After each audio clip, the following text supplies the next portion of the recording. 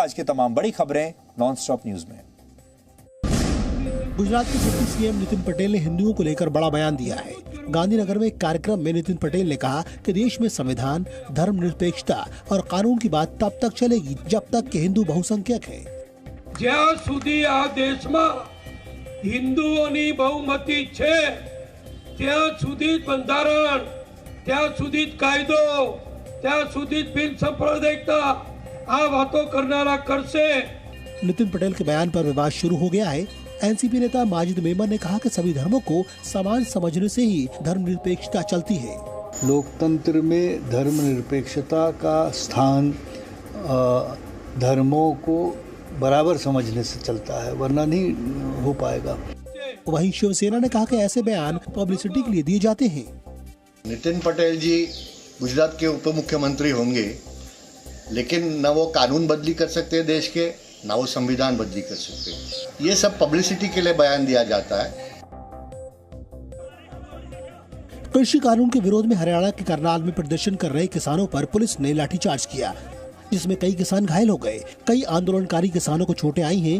Bastara toll plaza के पास किसान प्रदर्शन कर रहे थे। जानबूझ के नाटक कर रहे हैं ये पुलिस वाले। कभी कह देते हैं तुम्हारे एक आदमी ने गाड़ी दी, हमने इसलिए लाठीचार्ज कर दिया। झूठ बोल रहे हैं जानबूझ के। किसान नेताओं ने इसे खूनी लाठीचार्ज बताया है।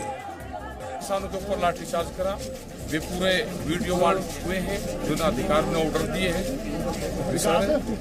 और अगर बच्चे किसानों पर अत्याचार हो तो ये तो कौन से एक अत्याचार है किसानों पर।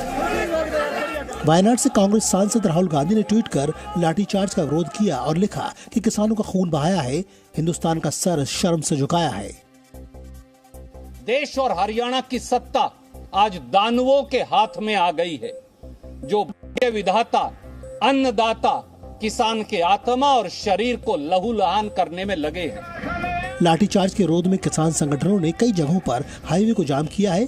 किसानों ने कालका जीरकपुर हाईवे पर सूरजपुर टोल प्लाजा और साथ ही अंबाला और हिसार हाईवे को भी बंद कर दिया है।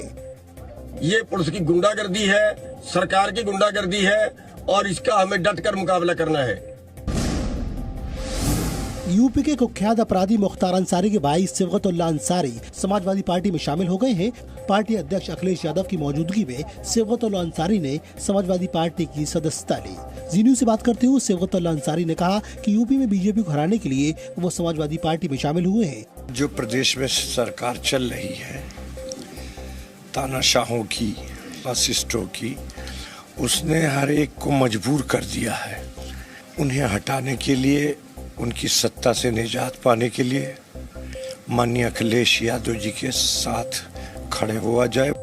इस मौके पर अखिलेश यादव ने साल 2022 में यूपी में सरकार बनाने का दावा किया। आने वाले समय में जो चुनाव होने जा रहा है, आप सब लोगों के आ जाने के बाद एक बार फिर बहुमत की सरकार समाजवादी पार्टी बनाने जा रही है। सिबगतुल्लाह अंसारी के समाजवादी पार्टी में शामिल होने पर बीजेपी ने निशाना साधा। बीजेपी ने इसे समाजवादी पार्टी का असली चेहरा बताते हुए कहा कि किसी तरह सत्ता हाथ आ जाए, भले ही माफिया मुख्तार अंसारी के परिवार से हाथ मिलाना पड़े, लेकिन उन्हें ये नहीं भूलना चाहिए कि यूपी का मुख्यमंत्री कौन है। अब बिना अपराधियों के सहारे समाजवादी पार्टी की साइकिल आगे नहीं बढ़ सकती है। जान गए हैं कि अब वो बिना अपराधियों के साथ अब नहीं बढ़ सकते आगे, कोई गठबंधन करने को तैयार नहीं है। तो आज उन्होंने मुख्तार अंसारी के परिवार को फिर शामिल करने का काम किया है। वहीं पूर्व कैबिनेट मंत्री अंबिका चौधरी एक बार फिर समाजवादी पार्टी में शामिल हो गए हैं।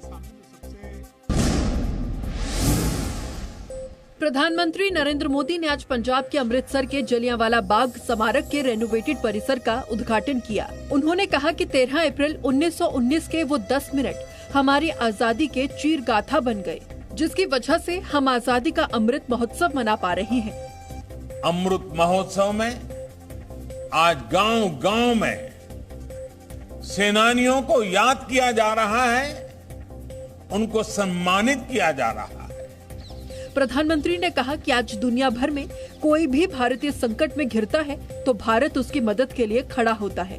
कोरोना हो या अफगान संकट, दुनिया ने इसे अनुभव किया है। ऑपरेशन देवी शक्ति के तहत अफगानिस्तान से सैकड़ों भारतीयों को लाया जा रहा है। चुनौतियां बहुत हैं, हालात मुश्किल है, लेकिन गुरु कृपा भी हम पर बनी हुई है। जलियांवाला बाग गोलीकांड में जान गंवाने वाले शहीदों के परिवार इस कार्यक्रम में हिस्सा लेने पहुंचे। इस मौके पर लाइट एंड साउंड शो का आयोजन भी किया गया। जलियांवाला बाग के ज्वाला स्मारक की मरम्मत करने के साथ साथ इसका पुनर्निर्माण किया गया है। यहाँ स्थित तालाब को एक लिली तालाब के रूप में फिर से विकसित किया गया है और लोगों को आने जाने में सुविधा के लिए यहाँ के रास्तों को चौड़ा किया गया है।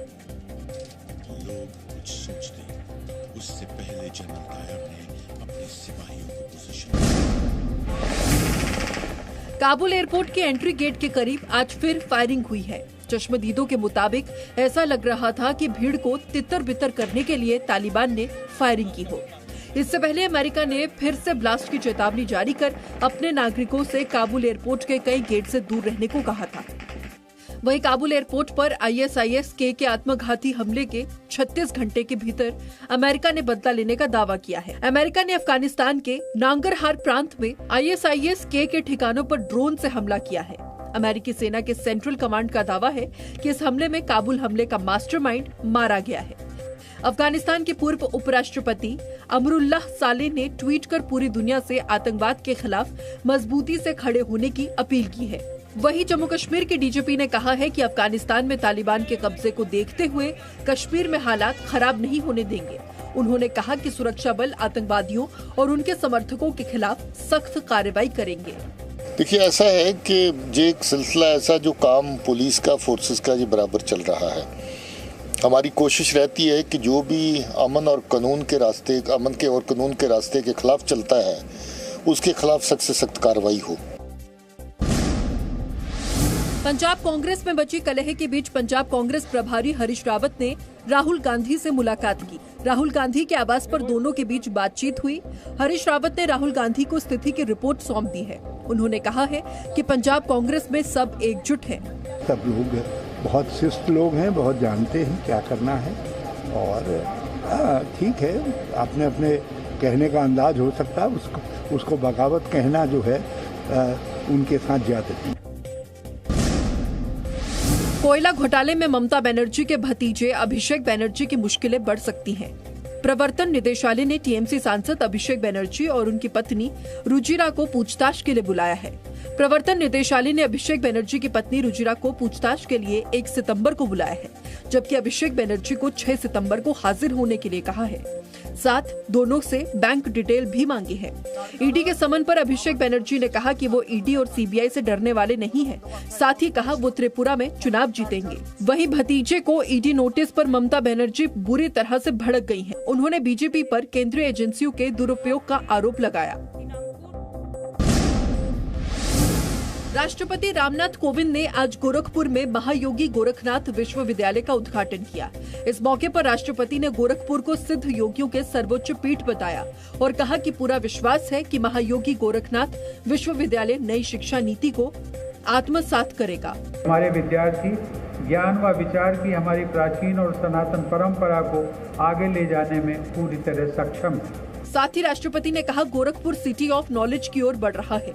उन्होंने कहा कि स्वामी विवेकानंद कहते थे कि उन्हें ऐसी शिक्षा चाहिए जिससे चरित्र बने, मानसिक बल बढ़े, बुद्धि का विकास हो और जिससे मनुष्य अपने पैरों पर खड़ा हो सके।